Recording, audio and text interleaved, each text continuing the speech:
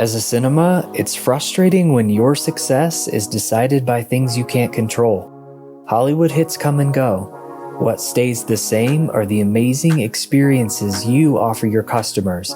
Whether it's an engaging and successful membership program, seamless seat upgrades, next-level food and drink, or extras like arcade games and bowling. But to do this well, you need a POS system that can keep up.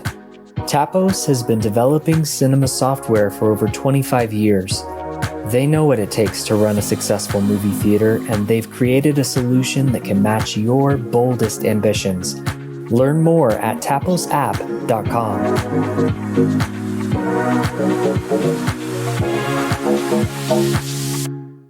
You know, it was that really tough time that we all faced when we were going to take out, a half to 2/3 of our seats and put in the recliners. And, a lot of people said, hey, that's just a fad. And I always come back to them that comfort is not a fad. Air conditioning is not a fad. That's comfort. And a real nice recliner isn't a fad.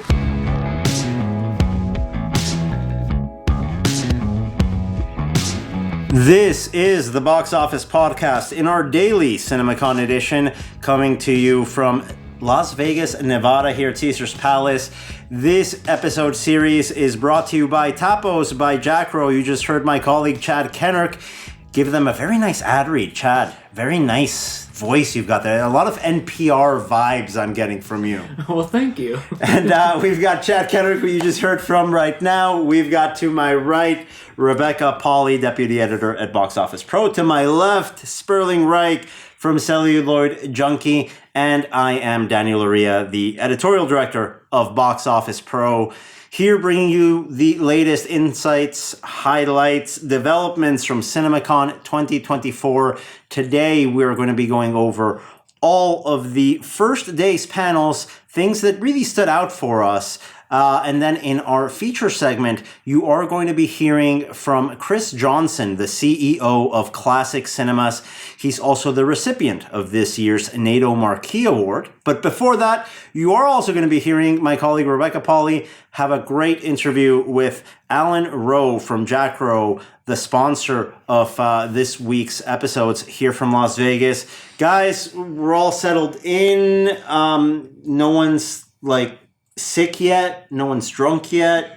That's like a plus by the time we're recording. I met a colleague down there, Kit Ping, who gave me a fancy Chinese cough drops. So Kit Ping Kui, yep. The Chinese journalist who's always here. We love her, big listener of our podcast. She's given you tea before, I believe, and now it's Chinese cough drops. If you have any issues about throat issues or questions, flag her down because she knows what to do. When it comes to the Chinese market, there are a few that know that market better, at least the cinema market, than keeping. She's wonderful. Absolutely. But apparently she knows the cough drop market very well. We've got that confirmed. Well, let's go in with the schedule this morning, guys, because we can go into rabbit holes here, as our listeners know. Chad, if you can set us up with what's going on starting this morning. Yeah, we've got another bright and early morning, 7:45 a.m. presentation. Data, the knowledge of today's consumer is the currency of tomorrow. And the presenters there, Marina Costin, Senior Fellow, USC Annenberg Center for the Digital Future. And then at 9 a.m., we have the State of the Industry, remarks from NATO's Michael O'Leary, MPA's Charlie Rifkin, and the NATO Marquee Award recipient, Chris Johnson. We also have the trade show opening today and the 4 p.m. Warner Brothers presentation. Nice. Packed day. We also have the Crunchyroll presentation. I forgot to list that. That's immediately after the State of the Industry, a presentation that we will all probably be slightly confused about because none of us are anime fans, but maybe we're the target audience for this because if people need to know about this stuff, it's us. Mm-hmm. That is true. Yeah, I mean, we definitely some interesting insights in the opening panel of the day from a representative from Toho, who I believe is going to be at the Crunchyroll panel tomorrow. Toshi. Yes. And her last name, which I definitely know. Yeah, Tochi Yamasaki, CEO and president of Toho Toa Company International. Some really interesting insights into the Japanese market in the first panel of the morning. It was a busy first day. I feel like the first day is always bam, bam, bam, bam, bam. But definitely some good topics brought up. Yeah. Apparently very Flintstones there. Bam, bam. There we go. The bad dad jokes start, and by the way, they all come from Sperling. I'm like learning under your. He's under only your like a couple here. months into the bad dad. Yeah, so I know. I've got like too many. decades of experience. Too many. But let's go into the main themes here from the first day of CinemaCon that occurred on Monday, guys. I don't know how you feel, but the two top topics, if we can alliterate it as such, that I got from the opening day panels were, number one, we need more films. Number two, we need better awareness for those films that are coming out. So here's what came out of the UKCA conference in the UK on March 5th and 6th. We need more films. Okay, that was the main topic. And also slate awareness. So this is the awareness of the films that are actually being released. We need better awareness of those. So I think somewhere there's a correlation here, between the two. I guess there's a disconnect. It's an echo chamber. I mean, we know what's coming out, and it just seems odd. What was I forget who it was. Gosh, it might have been Eric Maniel in his international keynote, but I do not remember for sure, so don't quote me on that, except I'm literally saying it. Where he was saying that his son saw the Dune 2 poster and was like, oh, I'm so excited for that, but didn't realize, like, it didn't have the release date prominently featured on the poster or something to that effect. I mean, obviously the twin issues of needing more films and better awareness, a lot of kind of sub-issues within those, I think, we need more films, but I believe, my goodness, it's already day one and things are already completely blending together. But I believe it was Alyssa Fedorov of Neon in the panel on the necessity of mid-budget films who said quantity and content is not what audiences want. People want good stories, which is always, we always hear story is king, story is so important. I feel like that gets said, and then an 18th sequel gets greenlit. Not from Neon. Neon's innocent in that. But she cited Immaculate and Sydney Sweeney really doing the work to promote that film. It's something that I thought was interesting that came up in multiple panels today. There's been a lot of talk of, oh my gosh, the kids today grew up watching things on streaming, especially those on the younger side of the 18 to 34 age group. Maybe they did not come up going to cinemas and getting used to that. Turns out cinemas are awesome. They've been going anyway.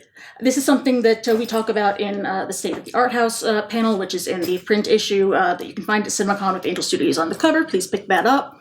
Rep screenings are up for youth cinemas. Rebecca Stein of Showcase said in that same mid-budget films panel that their loyalty program has seen a big increase in young members. The kids want to come. They want to come. Yeah. We just have to make let sure them they know. know when the movies come out. That's a big factor, and we're going to bring highlights from that panel that Rebecca just mentioned about the mid-budget films that happened today here at CinemaCon. That is going to be coming out in our Friday episode, so stay tuned. We're not going to go too deep into that panel because you will hear it in its entirety. It was a really good panel, so be sure to check back in. So just to confirm, the one panel I missed today was the best panel of the day. I am just glad I can keep my streak of missing the best CinemaCon panels alive. Well, you know how you can catch up on it. Yeah. You have to finally listen to this podcast. What? I know we're friends and competitors, but just listen I once in a while. listened to all the episodes. We bring you in. Come on. That I'm on. I listened to all the episodes. That's why. All right, so let's move on here with that first topic there on the we need more films question.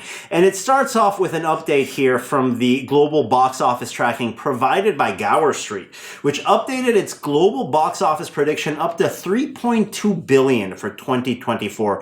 That is still down from last year, but not that 10% figure that everything started with when we began 2024. That was a big number bandied about. We're expecting a 10% decrease in year-over-year box office. That is now down to 3% year-over-year decrease. Which, by the way, so when you are, and here, let me just peel the curtain back just a little.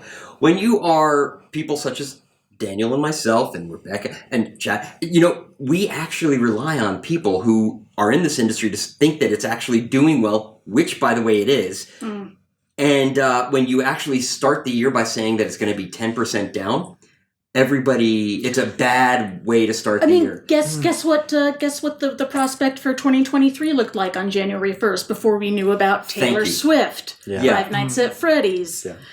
And Barbie doing $1 billion. And Oppenheimer, a movie that everybody had topping out at a very impressive $400 million. I think go double. Go double. You gotta go up. It made $1 billion. Yeah. So I have always said I would not be shocked. I wouldn't be. I guess I'd be a little shocked if we hit $9 billion this year. I'd be very pleased if we were in the $8 billion range, which I think we will be. But when you go from we're down 10% to we're within the margin of error. What I want to say is, guys, you did not make the first 3 months of my year easy. Let's look at what that 3% decrease looks like on a territory basis here, on a regional basis. Gower Street predicting that the domestic market is going to go from 9.1 billion in 2023 down to 8.2 billion in 2024. So domestically, we're still having a struggle, but you mentioned that number a little bit ago, Sperling. We do expect to hit the $8 billion mark. Yes, absolutely. And like Rebecca was saying a second ago as well, you never know the surprises that are around the corner. It is so hard to predict. And a big part of that on the global recovery effort, so not on the domestic side, but on the global side, is the growing role of local content for some of these markets. One of the big data points that I was really impressed by in the Global Cinema Federation press conference that Sperling and I attended was Cinepolis CEO Alejandro Ramirez Magaña sharing that India already has had a 99% recovery to its pre-COVID figures. And that's thanks in large part to consistent films coming from the local market. Going again to the echoing statement that we've been asking for, more films means faster recovery. Well, but I also, going back to Toshi's comments, okay, so let's from Toho, the executive from Toshi Japan. From Toho Towa. So let's talk about that for a second, because 99% recovery in India, where they had theaters that were closed for how long? Maybe a month? Maybe? And we also had Japan closed for maybe 2 months. Well, but we also heard, I believe in that, maybe it wasn't the GCF panel, but the case of India that had a very strong local title that performed very well last year. Not India, my goodness, Italy. And Italy, I mean, they were hit very hardly by, but they were hit to a very large degree by shutdowns.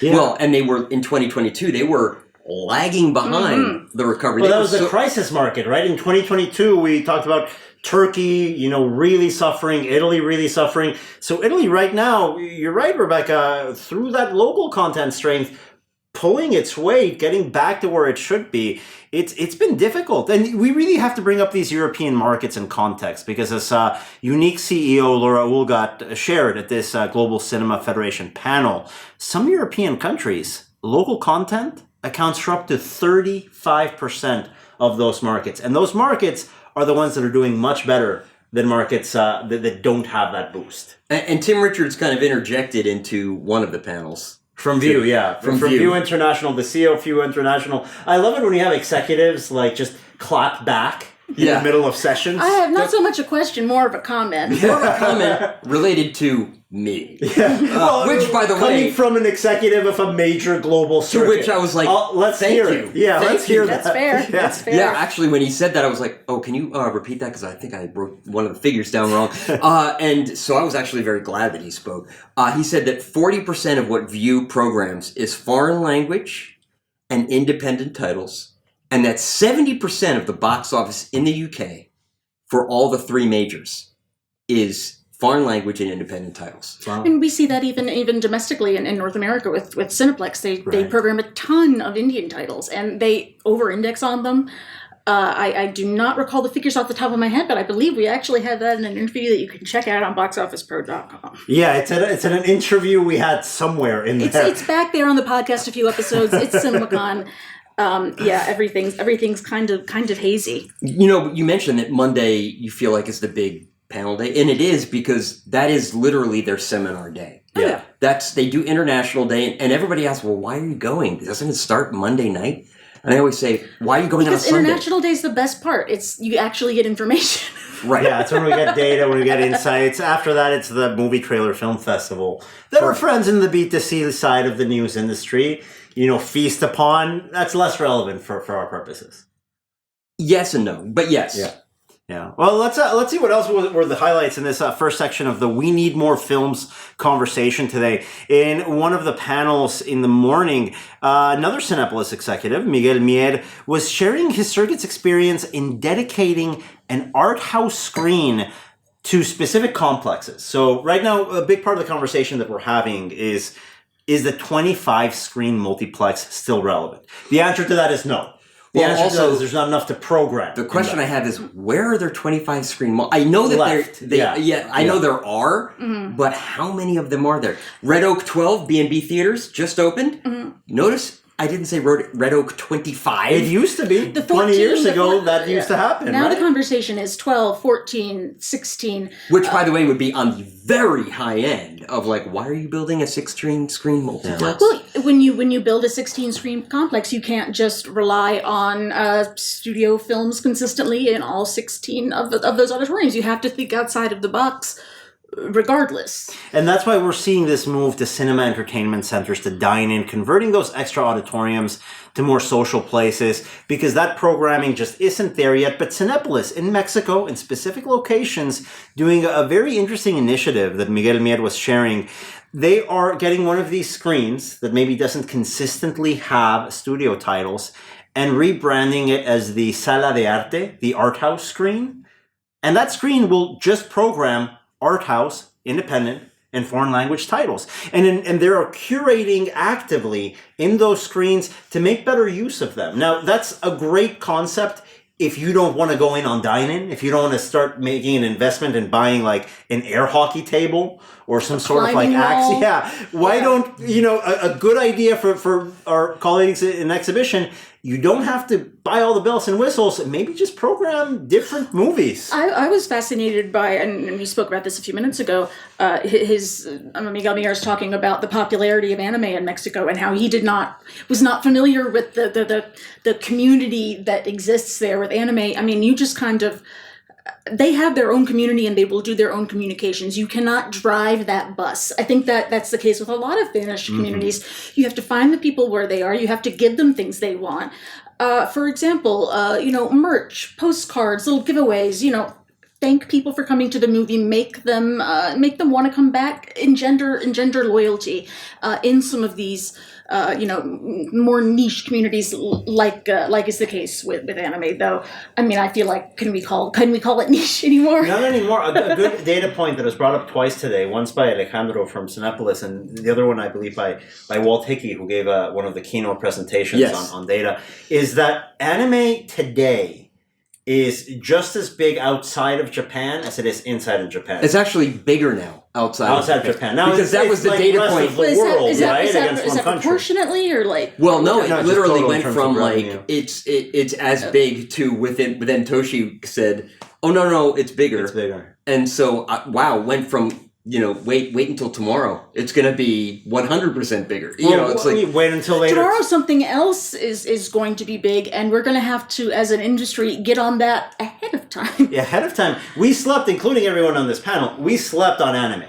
The audiences put this on our radar to the point that we've got a presentation at CinemaCon exclusively focused on anime. Hey, I moderated a panel at last year's Cine Show on anime. Just I will say that. Yeah, I will say there have been several different people who I know, executives in this industry. I'm not going to name names to protect the innocent, who have said, "Oh, I work for insert name of anime company now," where I've been like, "Really? You went from major exhibitor to an anime company, okay?" But now, guess who's laughing? They are. Exactly. Yeah, no, it's a great development that we have here on the growth of anime, not only in the North American market, but in other territories, regions around the world.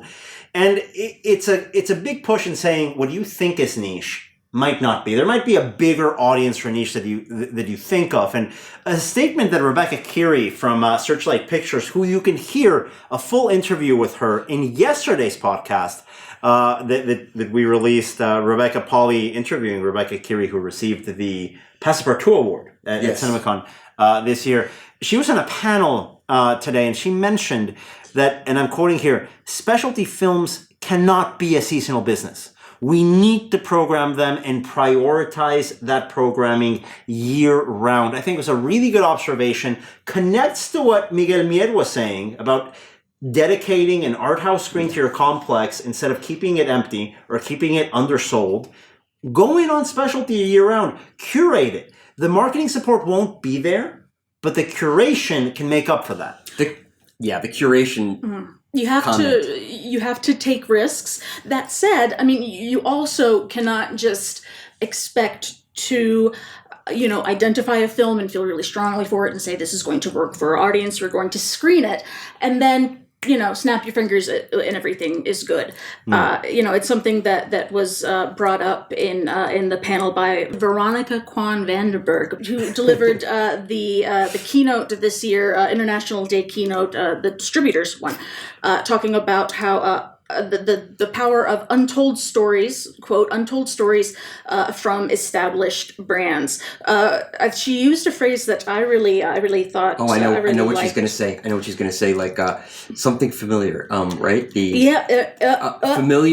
Familiar, but familiar surprise. Yes, that stayed with you. Is it a French comment? I knew it. Shout out to our French colleagues. She said familiar surprise. Something like Megan, or something like Five Nights at Freddy's, or I mean. There was a note that the 3 top films of the year were from original IP. I don't know if I would necessarily consider Barbie's Super Mario Brothers original IP, but you understand original. You understand what they're getting for. Yeah, you understand what you're getting. But it's not a sequel. It's you're establishing an IP. You're building the franchises of tomorrow right, and that connects to the issue also of younger moviegoers coming back. You have to pay attention to what they like. Greta Gerwig and Noah Baumbach would like you to speak to the Academy on their behalf to tell them that it should not be Best Adapted Screenplay. If they want to put me in contact with the Academy, they are welcome to do so. I think one of the quotes that Veronica Kwan Vandenberg had in that keynote that also really resonated for me is reflective of Universal's current strategy.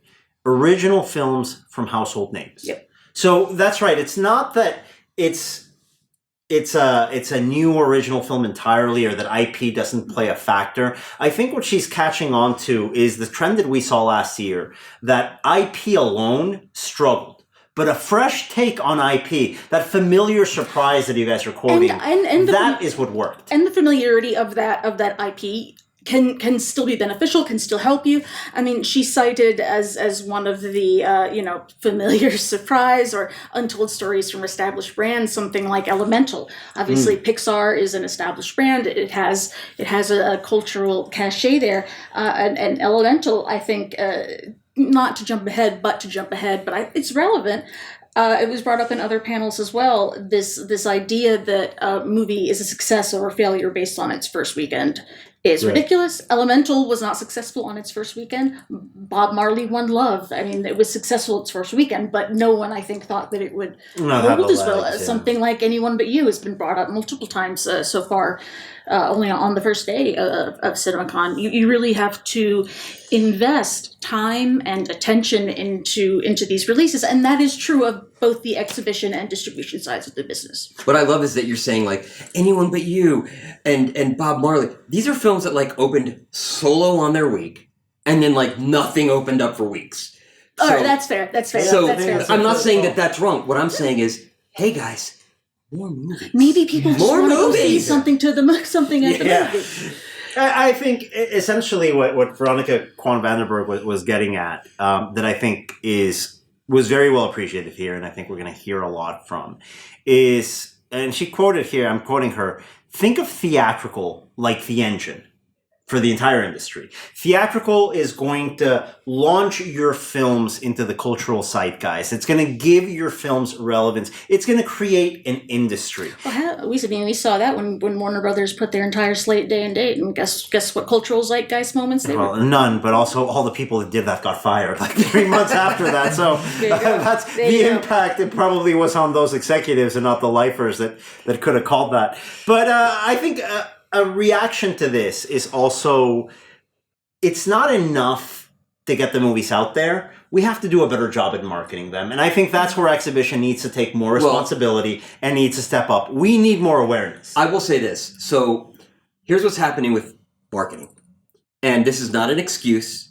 This is kind of a lens into what the studios are dealing with. Post-pandemic, the cost of advertising on television has gone up by a factor of 1.5 to 2. So instead of $1 million for an ad buy, it's now $2 million for the same ad buy, and you're not getting the reach. You're not actually reaching the people that you need. Because television, linear, yes, I'm only talking about television. Television ad buys. I mean, they're draining eyeballs. Like, they are losing viewers fast. It's like a waterfall. Yeah. It's just... So they're realizing, wow, this not only costs more, but it's completely less effective. And so now they're wading into this TikTok, Instagram, Facebook. It appears effectively. I mean, sometimes. But they're also kind of waiting and going, well, I don't know where to step next. How does this work? Yeah. They don't really know. And so that's what the studios are dealing with. While meanwhile, the exhibitors are dealing with, hey, studios, you're going to market this, right?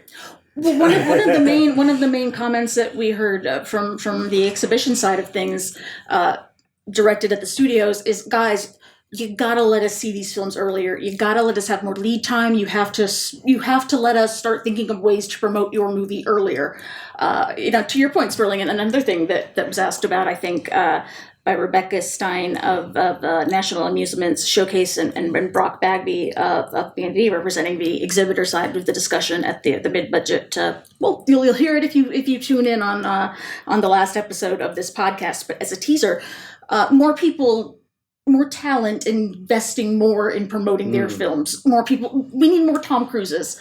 Yeah. With regards to doing the legwork in cinema promotion. But it's not even only on the Top Guns. Like you mentioned in that example of Sydney Sweeney with Immaculate. That's not a $1 billion production. It's a movie that she believed in. She was like, hey, let's go on this low-budget horror, and I'm going to put myself out there to promote it. To Sperling's point, I mean, it's very easy to say, oh, yeah, have the talent do more press. Right, yeah. Have the talent do international press was another thing that came up. Like, that is much harder on the studio side of things to pull off financially. Well, because that was actually brought up at the UKCA, was the quote, and this is a quote, eye-watering expense that it costs to do one of those kind of, to get the talent. One, they have to figure out when they're available, and then when they're available, they have to actually fly them all over the place. And they're not flying commercial, by the way. Oh yeah, no, they're not flying. That's why it costs so much. Yeah, but there are more press days than ever before. Something I think that Lisa Bonnell said, more press days. Apparently, I missed again the one best panel of the entire. I'm not going to spoil anything else. You can listen to this podcast on Friday for once in your life, unbelievable, and actually catch up with that conversation. We're hearing a lot of insights, a lot of food for thought on a lot of various. We need to work together. Here are the areas in which we need to work together. Here are the ways we need to do that. And I think there was a lot of both sides agreeing with each other, and we'll see how that turns out. So you were at a CinemaCon panel then. That's just everyone. Good ideas, and then getting them into action, always tough. It's good food for thought, and as we all know, I think the actions that come out of that happen in the behind closed doors conversation. What I will say about Tom Cruise and doing that kind of thing, Tom Cruise did not start off as Tom Cruise. Tom Cruise became Tom Cruise because, and Ryan Reynolds, the same thing. They schmooze. Because they do what they do. Same thing with Robert Downey Jr. They go everywhere. They will literally go to the opening. And there are very few people. The Rock goes everywhere. Yes. I think Kevin Hart works very hard. There are very few actors. Will Smith in his day, who knows after that Oscar situation, but in his day there are stars that are known and have a reputation in this industry for putting the extra effort and for putting themselves out there. We kind of need that a little bit more. Nowadays, they have that on social media. I mean, John Cena follows me on Twitter. John Cena follows everyone. That's the best humble brag so far of CinemaCon. John Cena follows me on Twitter. And by the way, that's not even the best Twitter story from Rebecca Polly, who was once retweeted by Sonny himself. From The Godfather. Oh dear. Jimmy Kahn once. Did he retweet or subtweet you? No, it was a tweet thread about how he was very attractive with his shirt off in one of his earlier films. So it was not sub. So Jimmy Kahn liked a thirst tweet from you. I would love if he did that to me. I don't know. X's. That's fine. XX. Oh yeah, I guess you can't. You can't triple exit. That's a different convention. That which happens. we'll probably hear more of from the Neon presentation. That's a different film industry. They come back to Las Vegas in about a couple of months. But now let's go to the final part of this. Hey, we're in town all week. No, literally, we are in town all week. But we do have to wrap this one up because it's a long episode. The last part of the conversation, which I think in the we need more awareness part of the discussions, were the two most actionable items that stood out for me was what Vista's Lauren Green said during a data panel. She's the strategic services director over at Vista. She mentioned that we need to do a lot more with our pre-sales data. She's right there looking at that pre-sales data. I think if there's a company that knows the value of that data is going to be Vista. And for Vista to come out and say, hey, we run point of sale systems for a lot of the major circuits out there. We've got Movio on our side doing a lot of that loyalty integration. She is Movio. She's with Movio. For her to say, listen, we haven't even reached the surface of what pre-sales data can do for our industry. I think that's a very big opportunity for the next 5 years. Well, what she's saying is, hey, when you're looking to retarget your ad buys the weekend that a movie opens, and you want to know where to put them, we can tell you where. And don't just look at, oh my gosh, I'm blanking on an example of a movie that has a sequel. But if you're looking for a Kung Fu Panda 4, Kung Fu Panda 3. If you're looking to target to Kung Fu Panda 4, do not just go after people who you saw Kung Fu Panda 3. Like don't look backwards, look forwards. Exactly. There's a lot of opportunities there with pre-sales data. Something that View's Otto Turden, the chief commercial officer at View International, said that I found very interesting. He actually suggested, listen, we'd put up films up for sale a year in advance if we could. People buy them. If we had a chance to even, and it's not even because of the ticketing element of it, it's not just purchases, it's engagement. If you're in a Cinema's website or in a Cinema's app and you can track how many people are going to a film page, that would be great. Now, the downside of that Otto admitted is like, that also means we'd lock people into a showtime a year in advance. Maybe that wouldn't be the best idea. I was going to say. I mean, if there was a way on a big fanish film, like the trailer comes out and immediately it's like, you can commit to seeing the movie and maybe later TBD. Which, by the way, in some territories I'm sure they do. Technically, that's very easy TBD to future. Yeah, you buy, and it shocked me when I heard this, that in some territories, some countries, they'll say, no, you're making a reservation. You don't actually pay for the ticket until you get there. So all these people will make reservations and then not show up. I'm like, whatever you're doing, well, I you can tell gotta you check now you're back. You gotta check. But I can't tell you how many times I've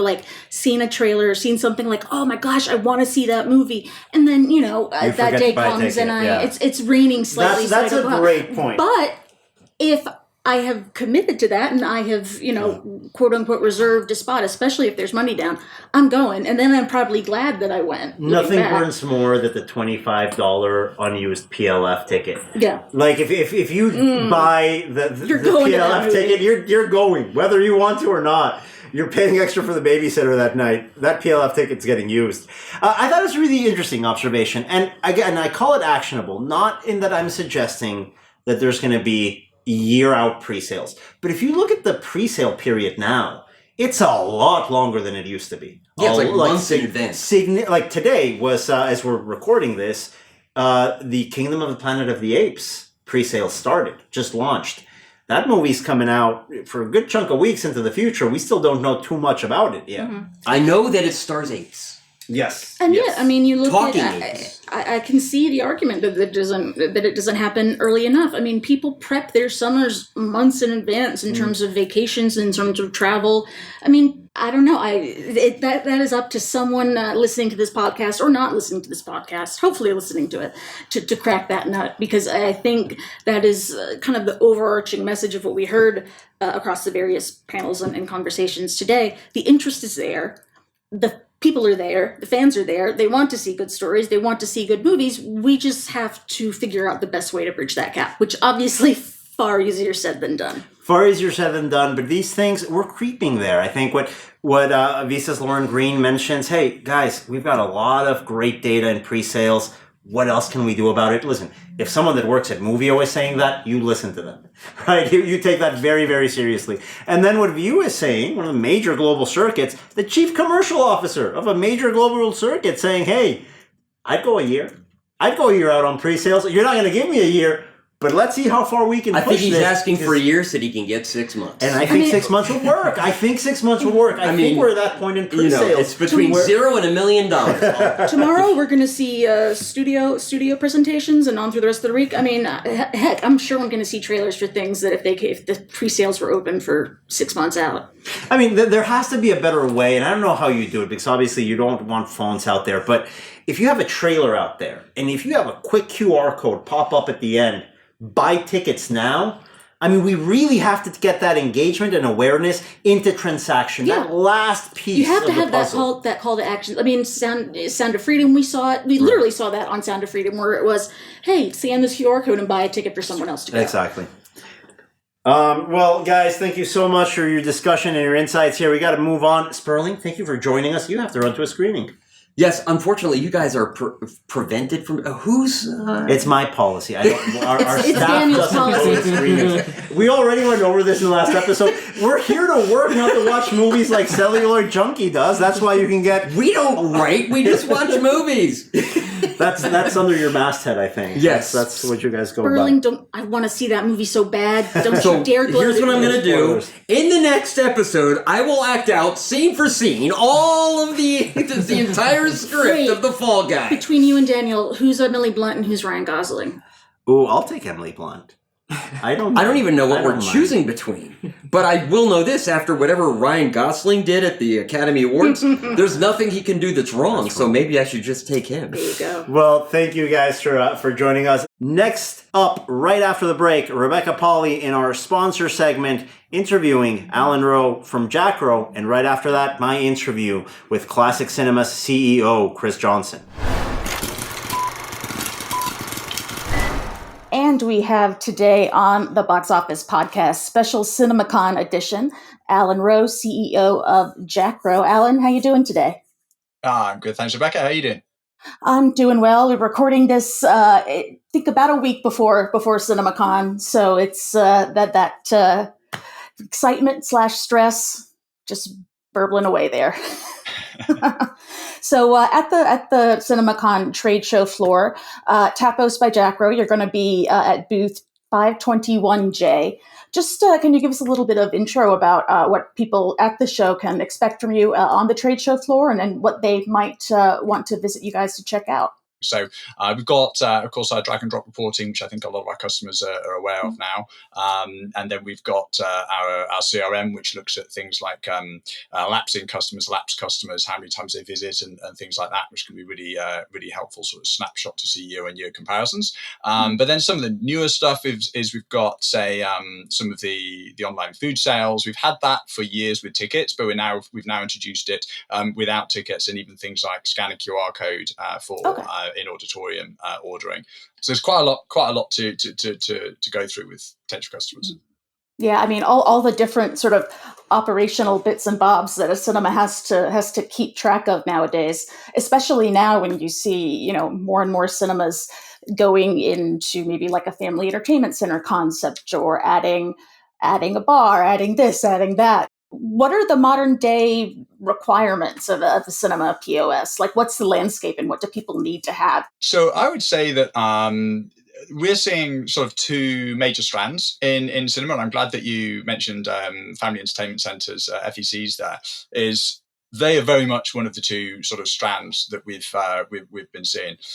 One of them is the last few years, the last sort of say 5-6 years, we've seen a lot of differential pricing coming in the form of say PLF and so on. So the idea with differential pricing is to charge different customers different prices for a similar experience. Sure, it's different. It might be 3D, it might be PLF, it might be say 4DX, but premium. It's yeah, exactly. It's finding a way to charge people with more money to come to see the film. And we've seen a lot of that. And so in the POS, we've had to do things like supporting modifiers with prices attached to them, so you don't end up with endless ticket prices. We've ended up with different seating types in the same auditorium. I think we were the first cinema POS to do mixed reserved and unreserved in the same auditorium back in about 2010, and still some customers join us for that feature. So we saw a lot of that, and so now that kind of grab of money from existing customers is kind of well underway, and now it's like, how else do we get money? And if you consider everything that there is possible in the world, you can either get money from inside your cinema, say with tickets, and then you can get it from everywhere else. And those are kind of the two strands that we're seeing. The second one, if we look at that first, the kind of the non-cinema. So people saying, you know what, cinema is not doing what I need it to, and therefore I'm going to add on food and beverage. I'm going to start offering bigger food and beverage offerings. I'm going to start capturing some of that dinner income that was going next door. Obviously, bowling, laser tag, arcades. People saying, these aren't cinema activities. The cinema is the billboard drawing people to the location, perhaps, but it's non-cinema income. And that's been going on for 10 years or so, but it's really become more and more popular recently. So family entertainment centers, we're needing to do things like, we've got, say, Intercard integration. There's other payment providers like, say, Embed and so on out there. So, if you buy an Intercard, you could buy that from the POS at the cinema with your tickets and then go and use it in the arcade. Or you could have an existing Intercard and then you might use that to redeem against tickets at the box office. So if you give your kid an Intercard, then they can use it at the arcade, or they can use it on snacks, or they can just go and watch a movie. And that's increasingly, I think, what people are expecting. So, and you're not having to use 2 or 3 different platforms that don't integrate at all to juggle all those things.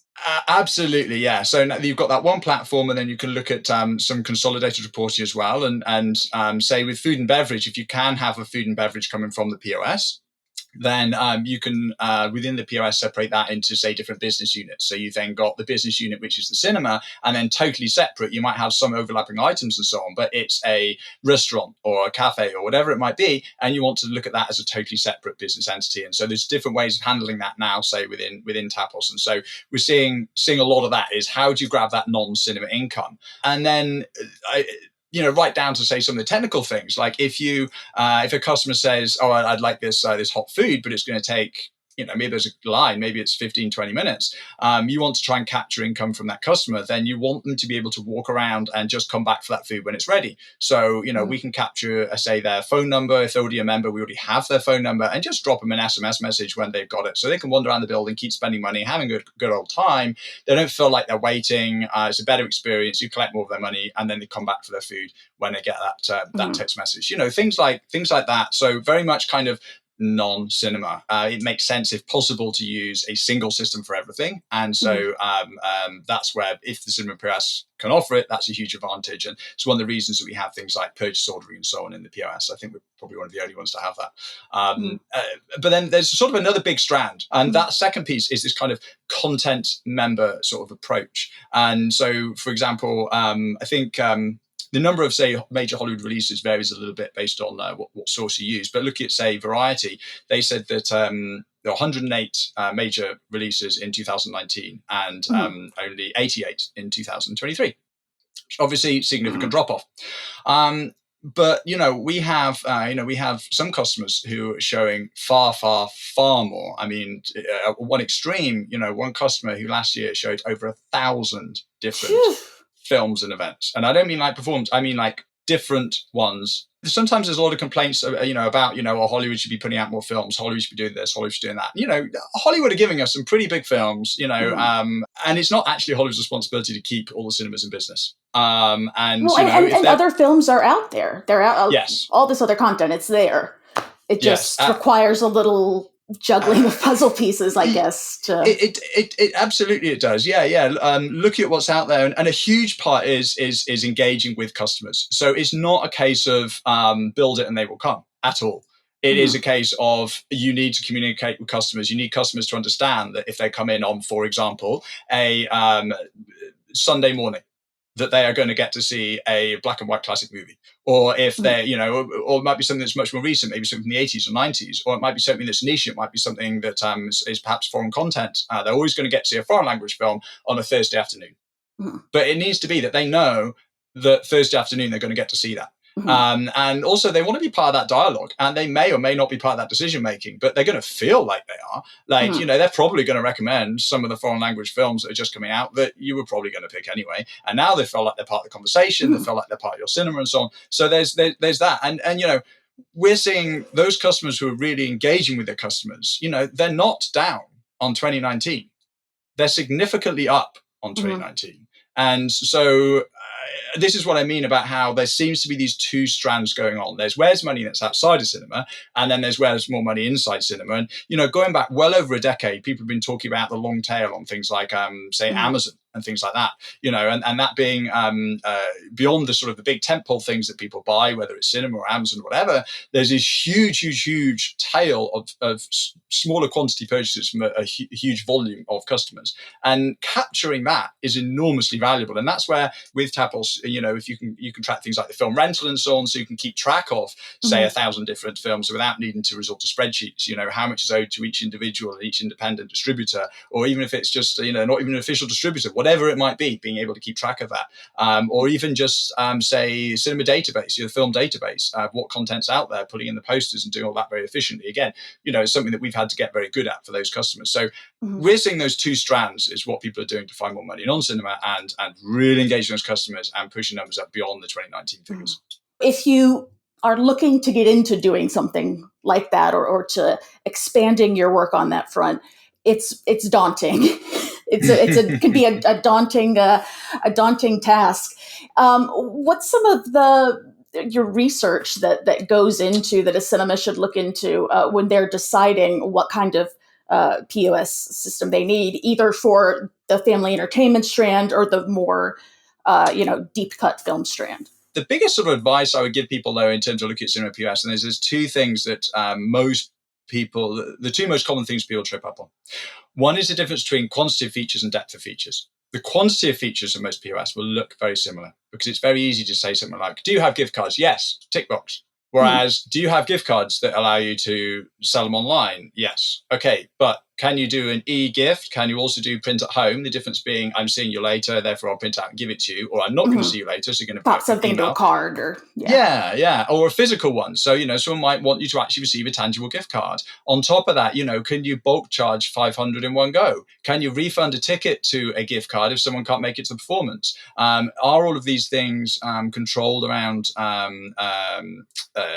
permissions and so on? Can you customize templates? Can you have a different template for, say, congratulations compared to one for happy birthday? Like this, there's all sorts of things. And so what we find most commonly is that if someone's disappointed with their either old POS, or we find a lot actually someone's looked at the quantity of features in the POS and thought, great, this is everything I need. And then they're like, oh wait, it doesn't actually do all the things that I need it to do. And the best thing that you can do at that stage is go, you know what, everyone makes a bad decision sometimes, and go and get the right POS. And so we see that a lot, is someone goes to implement and that list of features is actually kind of only surface deep. That's the biggest thing. And the second biggest one I would say is the total cost of ownership. So sometimes in order to use a POS, you need also this, that, and the other. It might be that you need Windows Server licenses. It might be that you need SQL licenses. It might be that you need a specific other piece of software that allows you to send emails, or whatever it might be. There's lots of different charges, even down to things like hardware.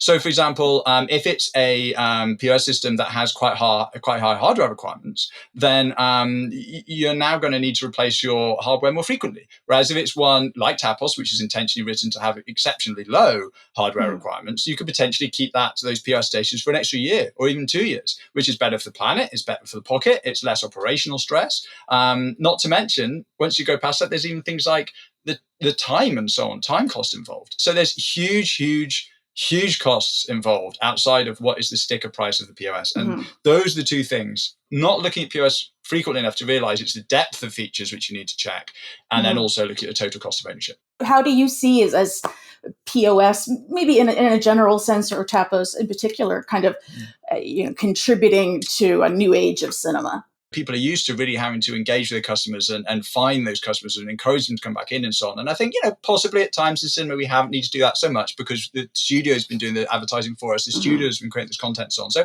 I think it has shifted that a bit over towards the cinemas, but that's really not necessarily unfair. It's just more like other industries. That's a good thing. I mean, that the cinemas are the ones you have the data. Yeah. And so engaging with customers with a proper CRM and customer segmentation, automated trigger emails, and that could be something like Boost from Box Office, or it could be through Tapos itself or through other third-party systems, all available and so on. But all that stuff's out there. And then totally outside of stuff we've been talking about, there's things like shutting your lamps off. I mean, the TMS and the POS should be able to talk to each other, and the TMS should be able to turn off your lamps. So, for example, we did an integration recently with GDC, and not particularly plugging them. There's lots of great TMSs out there, but they just completed it, and we send some data to them. All you need to do is set up an automation trigger on your automation, and it will shut off, say, the lamp after 15 minutes if no ticket sales, and it will shut the whole projector off after, say, 30. And that we've calculated, we projected in 2024. Save 100,000 screenings of empty auditoriums. Well, Alan, thank you so much for joining us again. Go by and then please see the Tapos by Jacro booth at 521J on the trade show floor, or go to taposapp.com for more information. That is taposapp.com. And Alan, thanks so much for joining us. It's been great to have a chat. Thanks, Rebecca.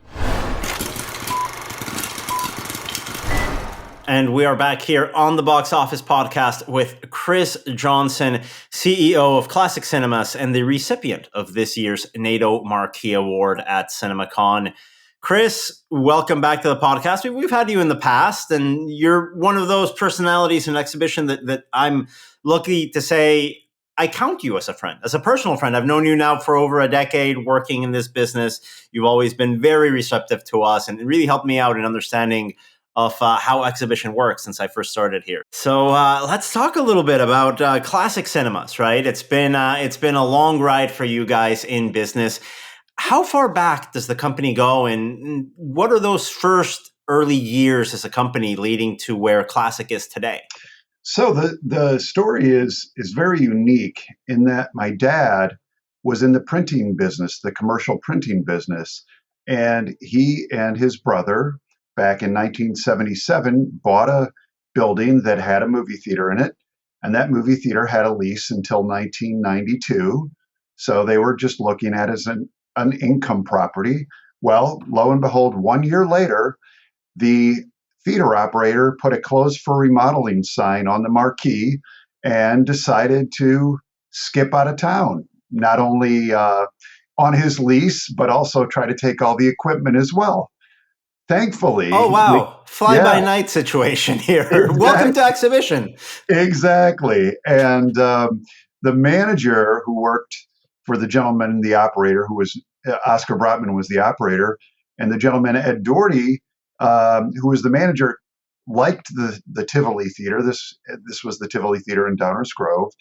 And he said, hey, I know how to run a movie theater if you can do the payroll and that kind of thing. And so in August of 1978, my dad got into the theater business by accident. He was 41 years old at the time, and it was an old downtown theater. And candidly, it was back in the day of dollar theaters, and downtowns were kind of out of favor, and the malls were, that's where it was at. And the first big success was the movie China Syndrome. And that was the one that kind of realized that, hey, this is going to work, and this is this is good. And I actually, interspersing my involvement, I got the duty of cleaning out the basement, and so I got to empty out 7 dumpsters full of just rotting, disgusting stuff, and.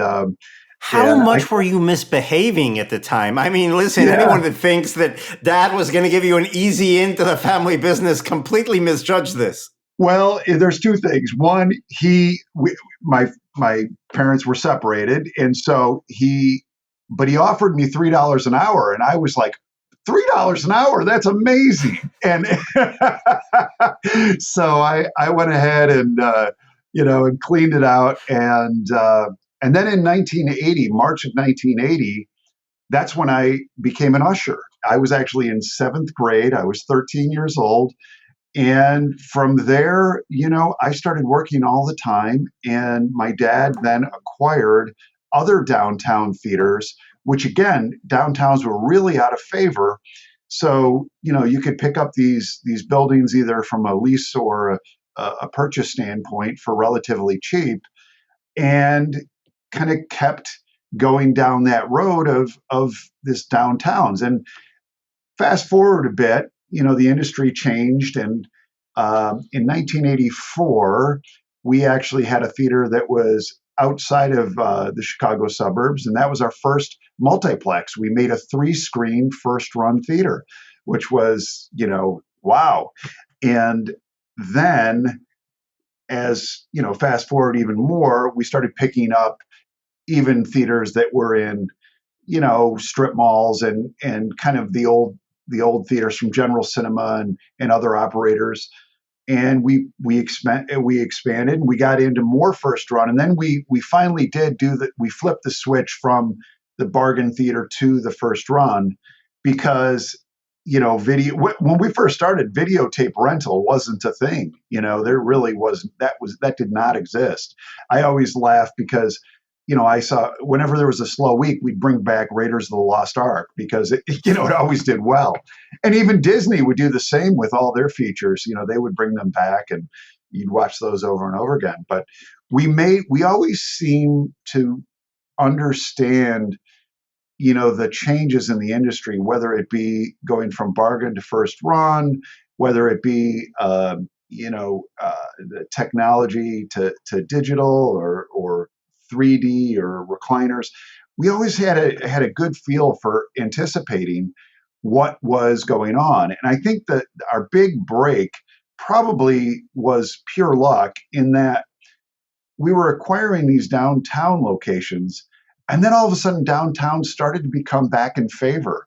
And, the malls are kind of struggling, and now the downtowns are these vibrant centers of, restaurants and hospitality, and the theaters are a great complement. So, we do have 16 theater locations and 137 screens. Our peak, we had actually another turning point was we actually had 20 theaters at one point, but our peak happened in the early 90s. But then my dad wanted to go public, and he's like, "Hey, we need to go public and expand like everybody else is doing." This is in the mid 90s.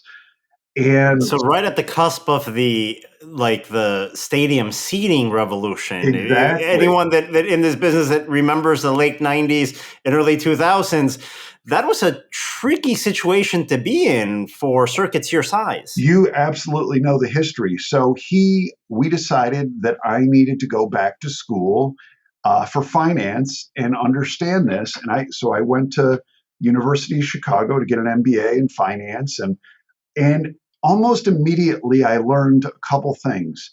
I learned that the industry is in for a big surprise, and again, I guess it was dumb luck or whatever, but maybe it was just that, hey, we needed to understand this more. But at the time, the Wall Street was sort of handing out money to movie theaters because they considered it a growth industry, when really it was a cash cow, sort of mature industry.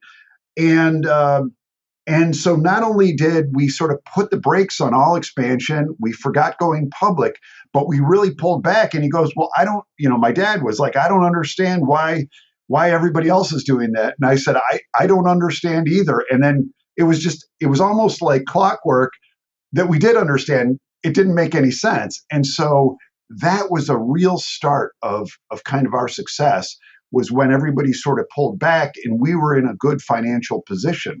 We didn't overextend ourselves, and then we were able to pick up quite a few theaters. That's when we actually got our first 18-plex. So we were, now in the regular megaplex era. And, and we kind of went from there, but we really sort of anticipated this move and really, without getting into overextending ourselves, whether with debt or signing too big of leases and putting our money back in the theaters. That's how we really were able to succeed and focus. And then it went from there. The whether it be, to your point, stadium seating was coming in, and then the whole digital thing. We actually were, again, lucky on that, in that we were actually the first 4K DLP circuit in the entire country. And it happened because we were negotiating the deals and everything. And I'm like, and everybody thought I was crazy talking about 4K. Nobody even knew what 4K meant. And I'm like, we got to have 4K because that's the future. And so Christie at the time had this, had just come out with it, and they agreed to take all of our projectors, and we got rid of everything, every single one, and we replaced them with the biggest and most technologically advanced projector and put those in. So we were really we were kind of trailblazing on some of the technology stuff, which was pretty cool. And and same thing on the even on the recliners. We are now with 137 screens. I think we have 120 something that are reclined, and we'll be pretty much done this year. And and I think we were one of the first to lean into the heated recliner, and even the power headrest. So again, we're small but mighty. That's kind of where we're at. And our niche is not, some people do a great job of in theater dining, and and now people are doing the family entertainment center. And our existence is about immersive. You're watching the movie. There's no distractions. There's no, we're going to have the best sound, we're going to have the great light on the screen, but we're not going to do those other things. And I don't begrudge anybody for doing those. I completely understand why they do them. And some people do them well. Some people do them, not so well. But the point of it is, that's our niche. And so we just lean into that. And, again, it's served us well. So we're still on a tear. We're building, additions to our existing theaters. We really look at occupancy. I have this silly ratio, which is how many times a seat gets filled in a complex per year. And we have one complex that 600 times a year, which means really twice a day, every single seat in that theater is filled, which basically means we need more seats in that complex. But we really that's a great way of looking at the business, because I think everyone from the outside looking at exhibition always talks in terms about dollar gross, right? Box office. Right. When really we're an inventory business. You have a very finite number of screens that you have to make sure you program competitively. And within those screens, you have to optimize those vacant seats every single showtime. That really has to be, I think, the magic metric for a lot of us in this business. How did you come to sort of understand that aspect of looking at your theater in terms of seat vacancy, occupancy, and optimizing those numbers? Yeah, so it was that really tough time that we all faced when we were going to take out, a half to 2/3 of our seats and put in the recliners. And a lot of people said, hey, that's just a fad. And I always come back to them that comfort is not a fad. Air conditioning is not a fad. That's comfort. And a real nice recliner isn't a fad. And so the idea is, if you are going to take out all those seats and reconfigure your auditorium, well, you better have every seat be just wonderful. And with that, the actual attendance per auditorium goes up, the occupancy goes way up. And actually, by creating that scarcity, you also create people planning their visits, buying their tickets in advance. You can start earlier in the morning. And I think, which helps with your staffing levels. You know when to staff up at the right times. absolutely. You don't have, the concessions lines are well managed. That helps F&B sales. There's a trickle down to making sure you optimize those occupancy levels. Where you remember this business in the dollar theater days, that's a walk-up business. That you're absolutely right. And and not that I want to harp on the COVID shutdown era, but a couple things that came out of that were this whole concept. I mean, there was reserve seating before COVID, but that just made it a must everywhere. And it also made people plan in advance. Even restaurants with open table and whatever, that wasn't like the norm. And now it's the norm. You schedule everything. I schedule my DMV visit, and so the idea of making that inventory available, let people select, but also doing things, make it easy for them to refund their seat or to, switch things around and try to take the impediments that annoy you out of your regular life. So we really do a lot of things, whether it be we've been doing free refills on every size drink, popcorn, icy, forever, and and or we'll give you a mint when you leave and say have a great night, or if you write a comment, we'll respond back to you right away. And we just did an NPS score for a Net Promoter Score survey of our circuit, and it was crazy high. And I really think the differentiating factor that we have just is that guest service, because you want to feel like you're part of something, and so that's what we do. But going back to the seating, our three biggest initiatives are, the recliners, the premium large format, and alcohol. Those, we're trying to incorporate those into every situation that we have, because that's what the audience is asking for. And it's not to say that, I understand each one of those things. I do, but if that's what the audience wants, that's what we give them. And it's funny, my dad would always question the recliner, that, it's such an inefficient use of space. And I said, you know what?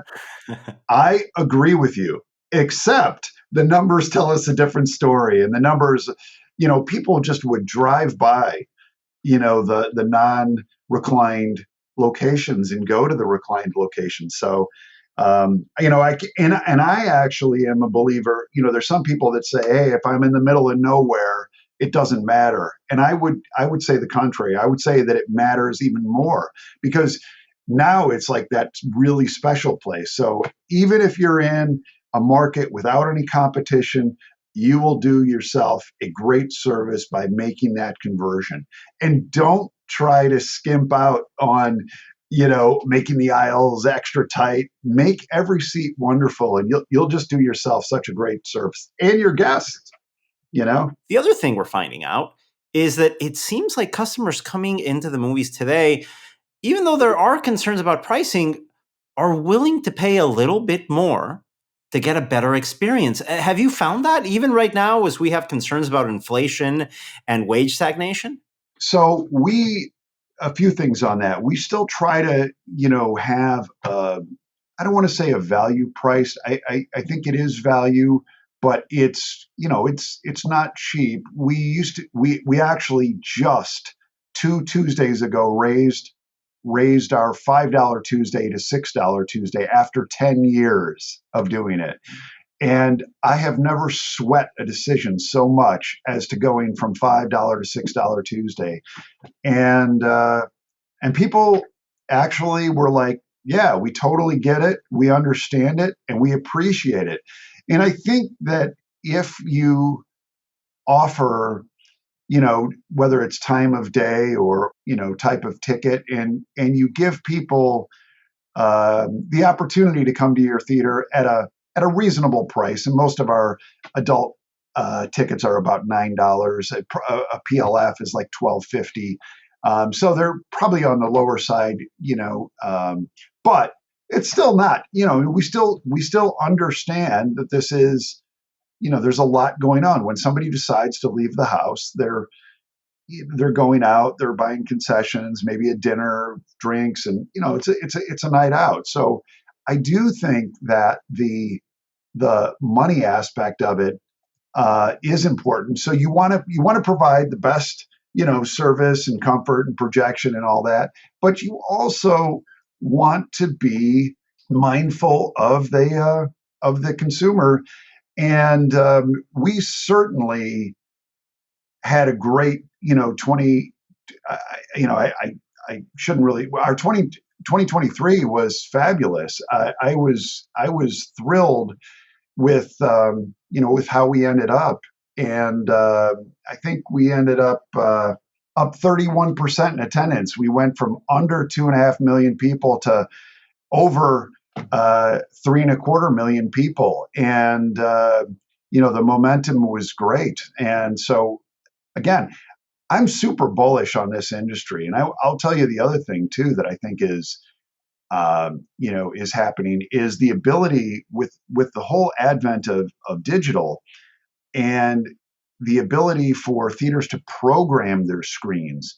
And I think the studios are coming along on that, which is, you look at even, Taylor Swift was talked about, but it was programmed for a Thursday, Friday, Saturday, or a lot of the anime or Chosen. You're creating, you're eventizing these movies. But even the this last Christmas season, we didn't have one massive blockbuster. I mean, I guess you could say Wonka, certainly was, but you had eight large eight studio releases, and the variety.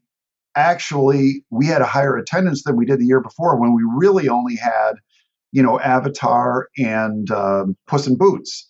So that was only, that really only was kind of two audiences. And this year, there was just a wide range. So I think the go forward is we're able to better program a variety of movies. And this whole, everybody says this genre's, the mid-range is dead, the rom-com is dead, the kid movie is dead. And I disagree with all that. I think good movies are alive and well.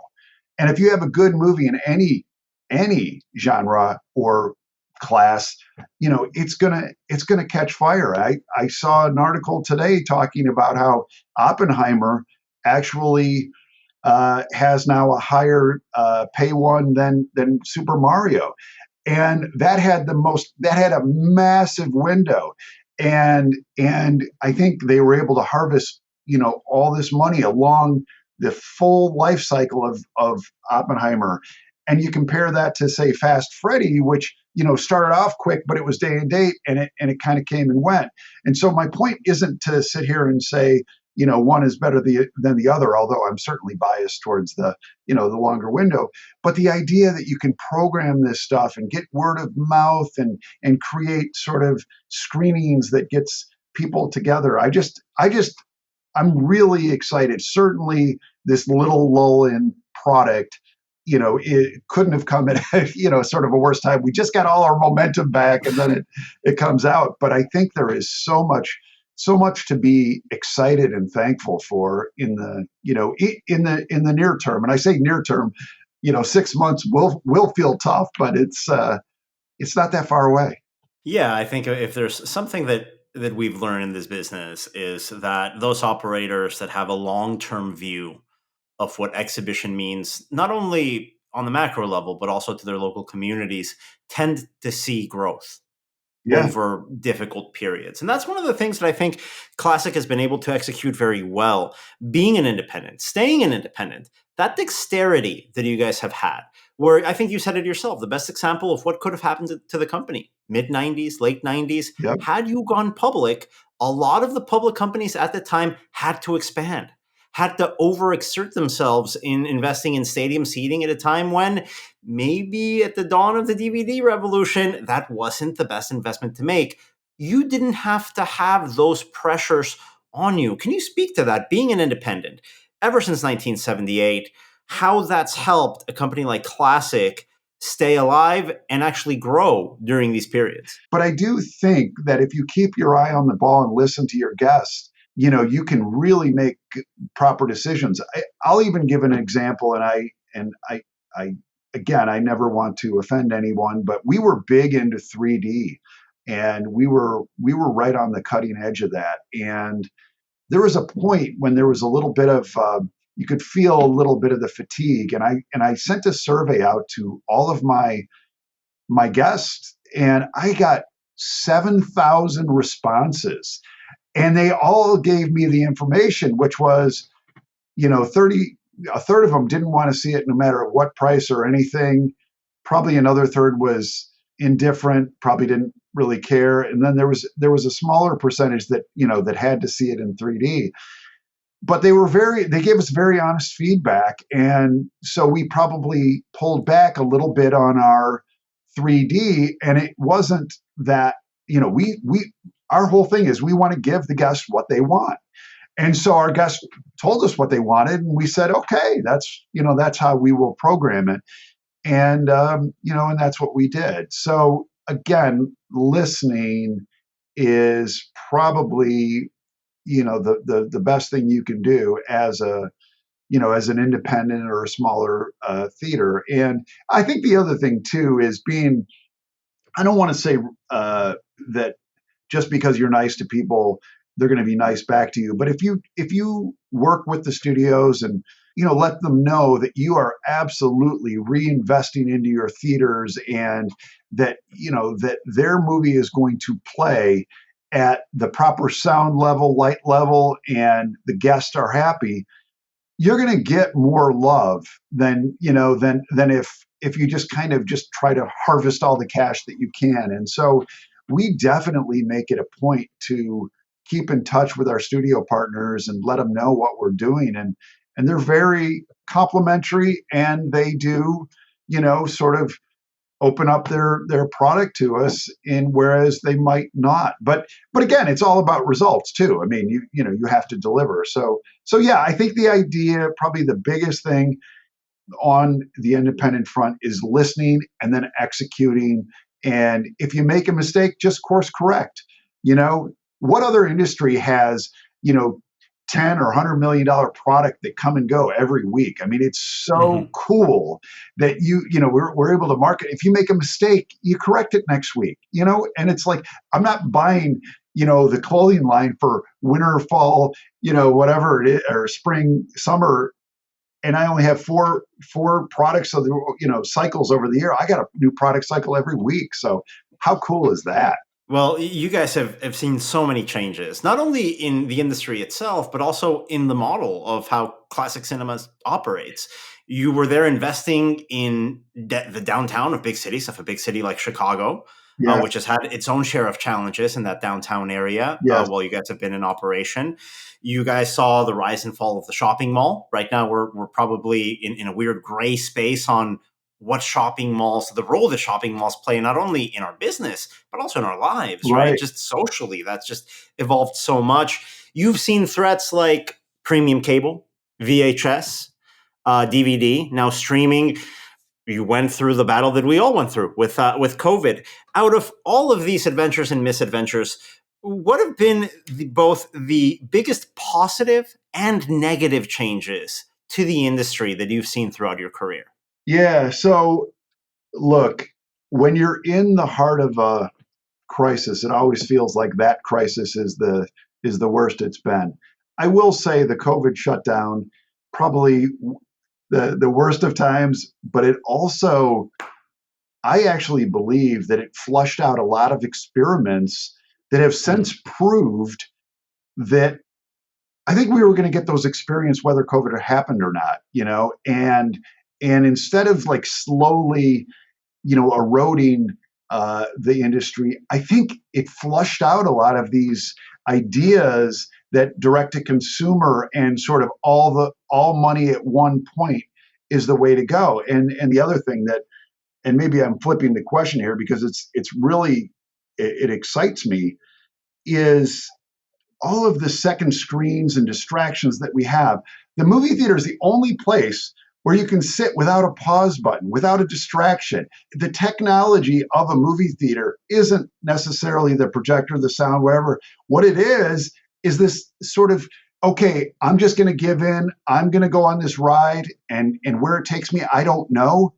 But it is just, you're all in. I just watched Anatomy of a Fall, and here's this French, subtitled film, and I'm deep into it, and I'm like, it's going this direction, that direction. Who did it? And I'm like so immersed. If that was on my TV at home, or if that was on my phone or whatever, I would never have watched the whole thing. A 3-hour-long French courtroom drama. Yeah. It's tough. It's tough for that to happen. But you're right. I think we're finding out the value of paying for the privilege of paying attention. Because in a world where we have distractions everywhere, I mean, listen, I write for a living. For me to sit down and actually get an article out, it's difficult. You have so many bells and whistles, right, dings going off on so many devices. We wear some of these devices. Yeah. That the fact that there's still a place where we can go and just shut off, there's a value to that. And I think that's exactly what you're getting to. And there's content that without a doubt works best in that scenario, in that context. Yeah, I absolutely agree with it. And that's where I think that, that's why the movie theater will prevail. The other thing too is all we need is people to go, once every month or two. I mean, it's not like we're saying, this everybody goes, well, I stream stuff. It's like, great. I'm like, when you decide to come out of your basement, or when you decide to come out of your house, we're here for you. And I'm only asking you, if you come 6 times a year, I love you to death. I mean, and so it's not like a massive commitment. It's make it a treat, make it a night out, whatever it is. You really don't have to have the frequency that some people envision in order for this industry to be successful. Sure, there's the cinephiles who want to come every week and see something new and engaging. And then there's the others who come out once a year for whatever it is. But the majority of people, if they come out of their house once a month and or pick a movie theater once a month, that's it. That's all we need, So it is an industry that got beat up, and we came back, we had the momentum, and just because of we had the little dip in content there, but we will absolutely, mark my words, be better, stronger than, this whole 2019 thing. We went through the experiments. Those are flushed out. Now we can, sort of concentrate on moving forward. So yeah, I'm while I've had, some dark days, this definitely is, is an era that we should all embrace. But on the other, one last word of caution is you need to invest back into your theater. The days of just counting your money and not reinvesting are over. Margins are squeezed on everything. We all know it. But people understand when somebody reinvests. Same thing on a restaurant. You go into a restaurant, whether they're got their eye on the ball, and if they don't, you're off to the next one. And so, yeah. So my point is, great industry, reinvest, embrace the in the future. But it's not for the faint of heart, though. Week in, week out, you know how it goes. Yeah. Well, Chris, thank you so much for joining us, and congratulations again for being honored as this year's NATO Marquee Award recipient at CinemaCon. Thank you very much. And that was Chris Johnson, CEO of Classic Cinemas and the recipient of this year's NATO Marquee Award. Thank you so much for joining us in these super-sized length episodes of the Box Office Podcast. A lot of news to go over, and we're very excited to share that with you. Big thank you earlier in this episode to Alan Rowe from Jack Rowe joining us. And then before that, we had Chad Kennerk and Rebecca Pauley from Box Office Pro alongside Celluloid Junkie's Sperling Reich. On behalf of everyone here, thank you for joining us, and we will talk to you again tomorrow.